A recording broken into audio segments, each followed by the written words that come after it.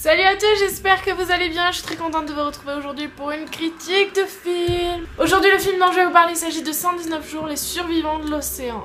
Il est sorti le 6 juillet 2016 en DVD. Il est réalisé par John Lang avec Dominique Purcell, Peter Fenner, Greg Johnson et Owen Black. C'est un film d'aventure et c'est un drame, donc ça raconte l'histoire vraie qui s'est passée en 1989 de quatre hommes qui ont vécu l'enfer pendant 119 jours. Après que leur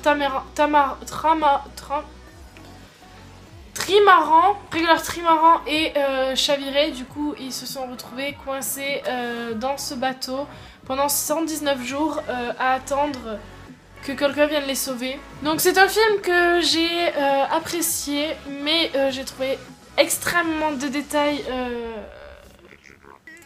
qui ne collaient pas du tout avec l'histoire, avec le film, avec la réalisation, avec tout ce que vous voulez. Du coup, j'ai plein de choses à dire sur ce film. Tout d'abord, quand vous avez 4 hommes sur un bateau qui chavire, je sais pas, les hommes ça a de la barbe, ça a des cheveux quoi. Enfin, déjà ils partent, ils sont pas vraiment bien rasés. Court quoi, je vous mettrai une photo si jamais. Ça pousse quoi en 119 jours, ça fait presque 3 mois, 3-4 mois. Ça pousse quoi, et tu les vois de temps en temps couper avec les ciseaux, mais à part ça, t'as l'impression qu'ils viennent de se raser, les cheveux c'est pareil, ça pousse pas. Et j'ai trouvé ça vraiment, mais pas du tout cohérent avec l'histoire, parce que du coup, bah, ils ont pas les cheveux qui poussent, ni la barbe qui pousse, en 119 jours, et ça me paraît quand même un petit peu louche. Le deuxième point que j'ai trouvé assez pas du tout positif, donc totalement négatif, c'est le fait que comme le bateau chavire, bah, y a tout qui est dans l'eau en fait, ils vivent dans la coque du bateau qui est à la surface. Et donc ils ont tout, ils ont les allumettes, ils ont à manger, ils ont de l'eau potable. C'est la fiesta en fait, c'est bien de chavirer en pleine mer, c'est trop bien en fait, tu as tout. T'as les allumettes qui n'ont pas du tout pris l'eau pendant que le bateau se chavirait et que ça se remplissait. Tu as ton truc de gaz. Nickel, t'as pas besoin d'y toucher. La nourriture c'est pareil. Même si je veux bien que ça soit des conserves, mais quand ça chavire, bah y a tout qui part dans tous les sens.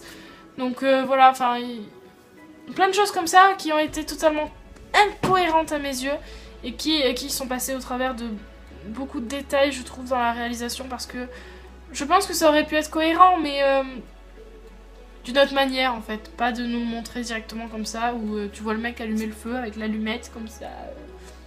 Tranquille. Malgré ça, j'ai trouvé que c'était une belle histoire, que c'était quelque chose d'émouvant. Leur péripétie, en fait, tu vois qu'ils s'entendent pas très bien les 4 ensemble, mais que finalement, ils arrivent à s'entraider et à sortir de ce gros merdier. Chose que j'ai trouvé pas mal, parce que ça reste quand même, je pense, une lourde épreuve de surmonter ça pendant 119 jours, à rester coincé dans une cabine de bateau avec 4 hommes en même temps, enfin la galère quoi.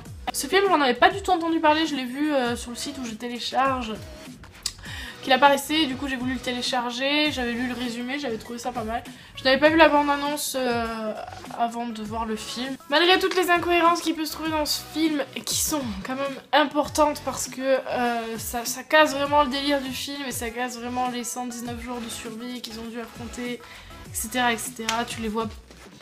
Ils ont pas maigri, ils ont pas changé en fait en 119 jours, et j'ai trouvé ça mais tellement ridicule parce que en 119 jours, c'est-à-dire quasiment 4 mois je crois, 3 mois, 4 mois, tu changes, comme j'ai dit au début, t'as la barbe qui pousse, t'as les cheveux qui poussent, tu maigris, parce que forcément ils mangent que d'elle.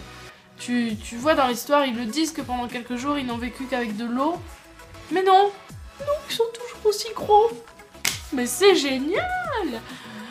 Je n'irai pas là-bas faire un régime, moi. Je pourrais vous le conseiller, tout simplement parce que l'histoire est pas mal.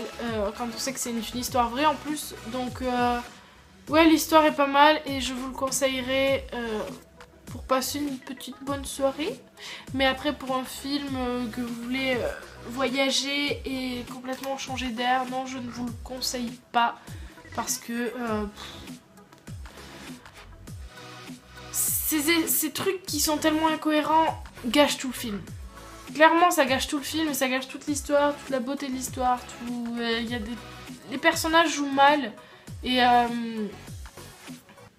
c'est dommage. allez le voir. Et comme ça, vous me dites ce que vous en avez pensé. Et si vous l'avez déjà vu, vous pouvez déjà me dire ce que vous en avez pensé en commentaire.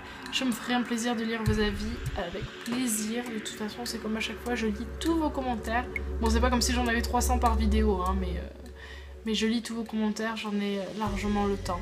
Je crois que je vais m'arrêter là pour cette petite critique de film. Donc je vous conseille d'aller le voir si jamais vous n'avez pas d'autres films mieux que ça.